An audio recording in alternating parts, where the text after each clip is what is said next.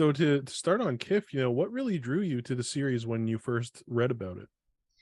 Honestly, I loved the script. I thought it was just so funny. Like, it's just so witty and so quick and just, I think like me and H, we both like infuse our own personalities into it, but like it's also the script is just funny, like flat out.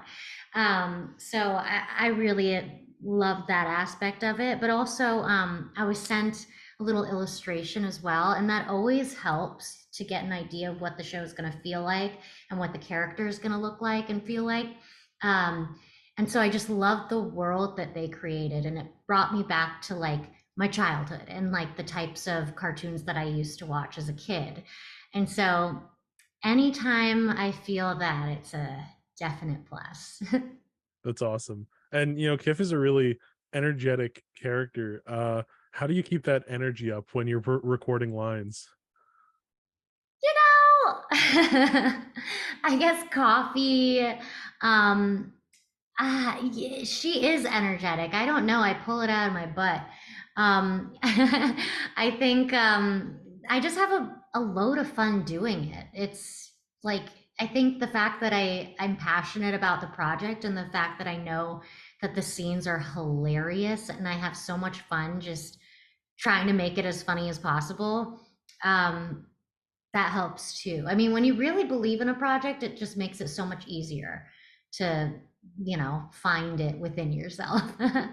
For sure. And you've mentioned before that you have a theater background, and there's a lot of musical numbers in Kiff. So what was performing those like?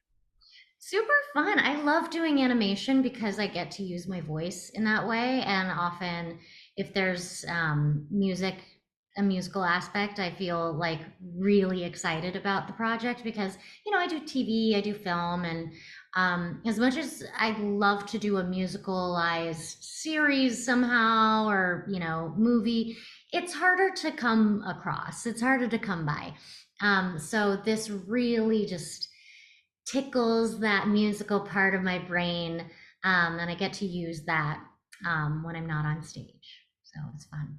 Nice. And you mentioned earlier, like the show is really funny, and it parodies and homages different things. Like the bath time episode was like 24. And did you have like a particular episode or joke that really stuck in your mind even after recording as a favorite? I mean, all of them are so funny. Just like the concept of a fifth bath is just, I like, where did they get that from? That is such a, like, did they experience that? I know, like, it's based off of, their experiences in South Africa, but was that something they experienced? It's just so funny and outlandish. And yeah, that one obviously stands out to me because, that's one of the first ones people are going to see. Um, but there are plenty of others kind of in that vein. Yeah. Nice. And you've worked a lot with Disney before. You had an especially big role on DuckTales. So how different was voicing Kif from voicing Lena or someone like that? Well, Kiff is really pure. She's really earnest and but like energetic, she has like a strong backbone. She's like very passionate. She's so adventurous. She's down for anything. And then with Lena, I think she's old. She's definitely older. And she was fighting good versus evil the whole time. She grew up in this darker setting and then became friends with someone has that purity. And so I think there was a constant rub there and a maturity to her that is absolutely different. And also, I don't think I sang on DuckTales. Oh, Yeah. no, yeah, there you go. You got the chance again. Yeah. Um, and another thing is, you've done a lot of on-camera roles and voice roles. Do you find the two mediums really different to perform in, and do you have a preference? Yeah, they're definitely different. I mean, and it's hard to say preference because I think every one of them is an expression of some sort and it expresses a certain aspect of myself. One thing that I just really appreciate about voiceover is that it doesn't rely on your looks or your physical appearance or what you're wearing. or who you're wearing, or, like it's very just based off of like what you have to offer and your energy, and it's very expressive vocally, which is, my number one thing. So I find it really enjoyable in that way because you can be so massive with your choices on animation. And with TV or film, it sort of has to be justified in a way. But I think with cartoons and animation, you can justify it with the animation, Mhm. there's a lot of justification. I mean, it's already a wild thing to be watching a drawn show, you know? So I love that distinction. Yeah, that makes a lot of sense. And another, huge role is Baby Shark. And I think everybody either has a kid or knows someone with a kid who knows Baby Shark. So was it intimidating to accept such like a globally huge role? And what has that been like? I didn't think about it until I had to do press for it. And then the enormity of it kind of like set in. And I was like, oh yeah, this is like a big thing. But it just oddly, when I auditioned for it, when I got it, it was like the most natural fit, which is funny because it's a baby shark. But like, there's something about like the spirit of Baby Shark that really came natural to me, and was not at all a stretch. And I didn't play around with too much, crazy voices or anything. I just sort of like felt like it fit my voice. It was an interesting process. Yeah. Nice. And another series that you had a role in was Star Wars Visions, which was such a nice celebration of the franchise and its themes. And it had, people like Neil Patrick Harris and Simu Liu and David Harbour and James Hong. What was it like to be such a part of such a huge project with so many, icons?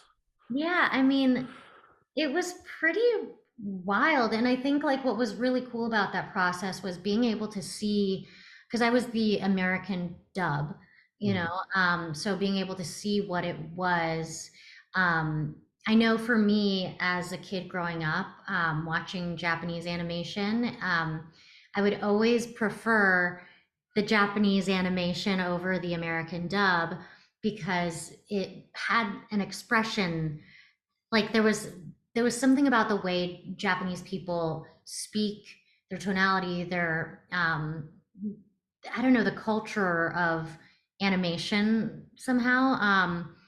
It's so different than how we as Americans express ourselves. So I wanted to do right by it. I Mhm. wanted to do it justice. And, obviously it's such a wildly big franchise. It's always just a total honor to be doing. For So, and sure. they were all so welcoming. It was such a great experience. That's awesome. And another big role is Penny Parker in the first Spider-Verse. And what was it like to voice a spider person? Like that's such a huge, there's no one more iconic than Spider-Man in that world. What was that like? It's so funny. When I audition, they're so um, lock and key about everything. Marvel is very doesn't provide you with much information until you're doing it. And even when I was doing it, I never read a script. But I didn't totally know what the character was when I auditioned. So I had some dummy sides. I read it. And then when I got to see on my first day, they showed me like the animatic sequences and like some of the illustrations and their concept for Penny Parker, and it really brought the entire vision to light. And I had so much fun with them because it was like flying by the seat of your pants. I didn't have any script to go off of. I would just show up and they would give me some pages and they would play. And I mean, the end product was just insanely cool.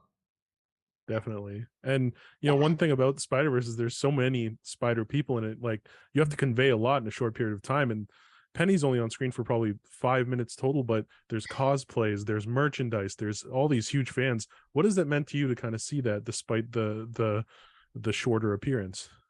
Yeah, I mean, I think it's wonderful. Spider-Man's like one of my favorite action heroes. of all time, like of any of those big superhero movies. That's like the franchise I look at. So I feel like really cool to say I've been a part of it. And also, like, I can't believe that anyone even noticed that I was in it. You know, anytime I'm in anything, there's like a bit of an imposter complex or syndrome or whatever, where I'm like, oh, you even noticed me? I can't believe you noticed me. I'm just so thrilled that I got to be. I can't even believe my life sometimes. Awesome. And my last question is, I'm a big fan of Close Enough. And it was so I didn't even like when I heard that you were Bridget, I was really excited because that's such a fun series. What was it like to be part of like such a big uh JG Quintel kind of like cartoon? It was so freaking fun. I love Bridget so much. She was just like the funniest character to me. Um, JG is great. I mean, that whole creative team is just so smart.